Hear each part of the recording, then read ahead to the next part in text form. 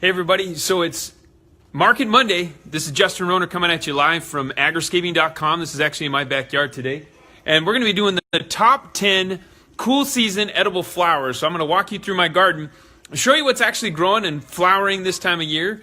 It is kind of in the 40s, I think, right now. We're having a little bit cooler week this week, but for some of you out there, it might be a little bit colder and some might be a little bit warmer. But for the cool season flowers, I wanted to show you some of the edible flowers that we really love. Again, the top 10, starting with number 10, which for me is the snapdragon. So let me go show you where Mr. Snapdragon's at.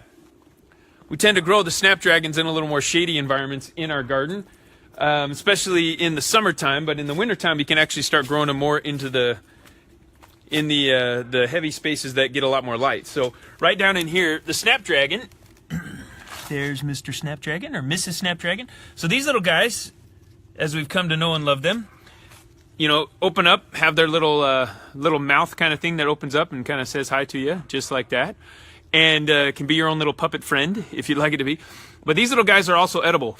I always blow on my flowers before I eat them if I'm out in the garden, just because there could be a little bug or something inside of there. If there's a bee in there, I certainly don't want to eat that. But edible flowers, great little addition to your salads. This is better garnish than it is a salad, but at the same time, actually tastes all right.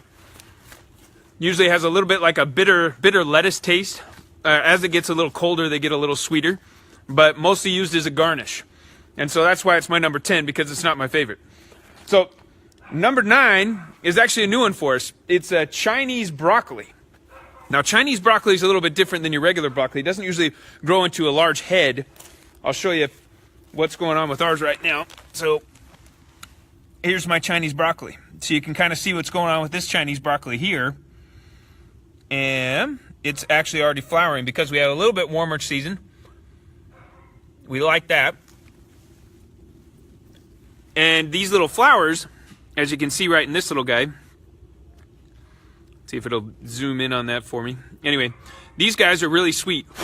And again, I'm always blowing these guys off just to make sure there's no little bug that I don't want to eat in those guys. So, Chinese broccoli flowers. So you can see this whole cluster, all edible.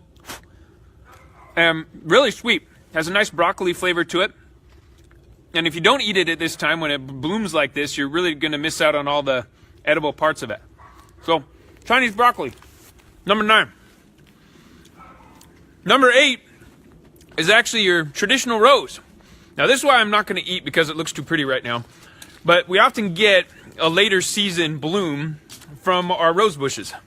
And if you keep picking those roses, then it's going to keep blooming for you. So let's see if I can come over here. It's a little bit more in the light. But this is a nice little dwarf rose bush that we have in our garden. Let's see if this guy will show up with all that backlight. So there's our pretty rose. So the petals on this are very edible. This is the Chinese broccoli, number 9. So this is number 8, our rose. So the rose isn't edible. You can take those petals, essence of rose, a lot of other things. You know, maybe I should put that Chinese broccoli a little sooner, or higher on the list, I guess you could say. Next one is petunia. Now, petunias, I've got them growing in a few different places, but I'm going to go over to these ones, a wave petunia. These guys are great ground cover. One of my favorite ones, it's called the Sugar Daddy. So let me show you what the Sugar Daddy petunia looks like. And yes, it's an edible flower. You can eat petunias. You can throw them in your salads. You can sugarcoat them. You can do a lot of cool stuff with them. But here's the Sugar Daddy. And this guy right here, I am going to eat this one because I have a lot more of them. So these guys right here, nice little trumpeting flower. Looks awesome in a salad. Again, this is one that you can also candy, similar to some other ones that we're going to get to later. Good one. Tastes just like a salad. Tastes like a piece of lettuce. A little bit of sweetness to it. It's got a kind of a fun, I don't even know what to call that flavor. It's good. I like it. So that's number 7, the petunia. Number 6, lavender. And I'm going to take you up front because a lot of the rest of these are actually up in the front yard, facing our HOA environment space, and so where our neighbors are and what they are looking at typically in our garden. And so here we go. My lavender bunch. Now, cool season but full sun. So that's the trick with this one. If you don't have it in full sun in the cool season, it usually doesn't do anything. But if you got it in full sun in the cool season, you can get this nice set of blooms just like we have here. So you can see all these blooms, nice and beautiful flowers all growing right in here. Now with the lavender, I don't eat them just straight out. What I usually do is we'll take off those flower heads and we actually mix them in with a lemonade. And that's one of my favorite ways to eat that particular edible flower. Next on the list is cauliflower. Now, cauliflower is usually going to start blooming a little bit later. I mean, it is a flower. We typically eat it at the bud stage.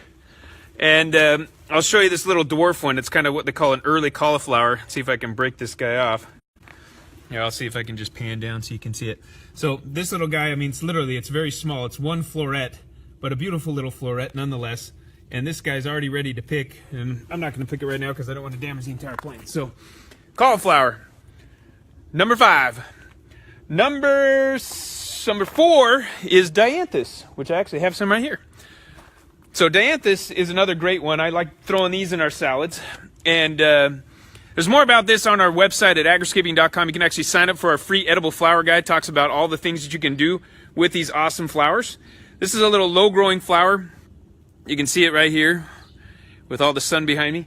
And this little guy, let's see if I can pan down. You can kind of see where he's at. You can see those little pink flowers right there. This little guy, nice peppery flavor. And it's really just the petals, so not even this back stem part. I'll pop that off, and we really just use these cool little petals that then we can then throw into a salad, and it actually works really good. Nice little peppery aftertaste, actually works pretty good. And again, the salads.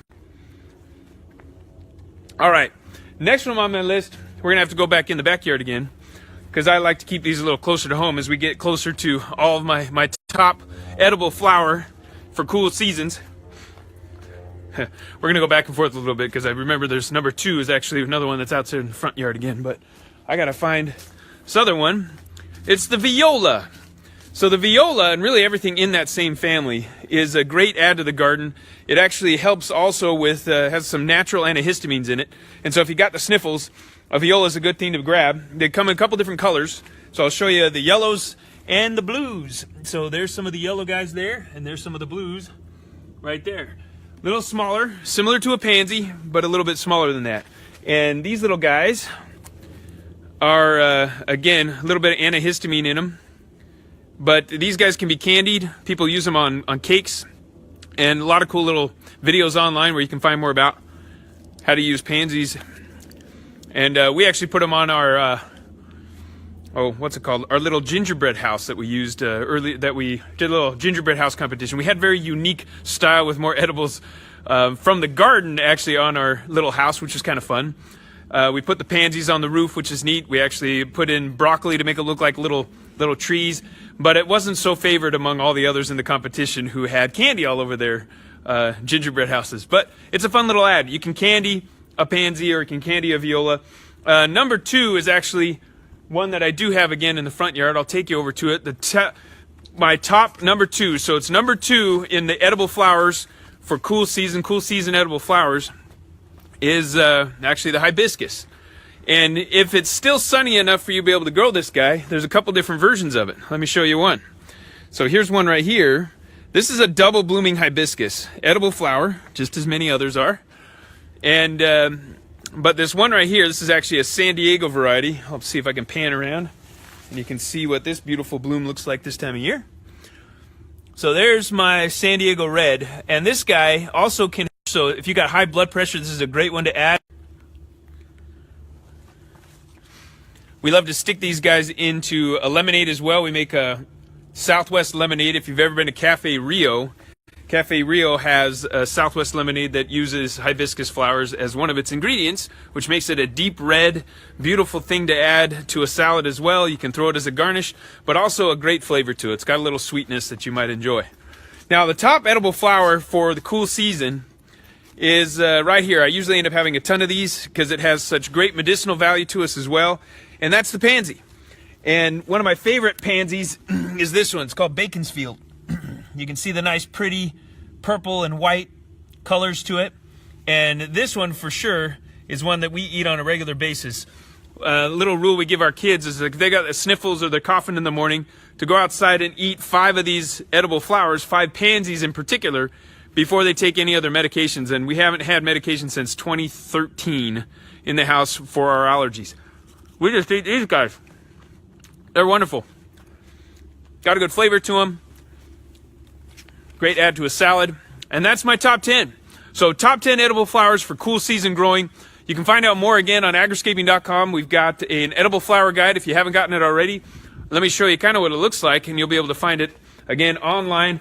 Talks all about the cool stuff that you guys can plant, some different places where they actually grow, and then how we like to use those things. Salads, stir fries, cut flowers, whatever it is. That's a good little tidbit of that edible flower guide. Again, it's free online, agriscaping.com. Check it out for yourself, and we'll see you again another time.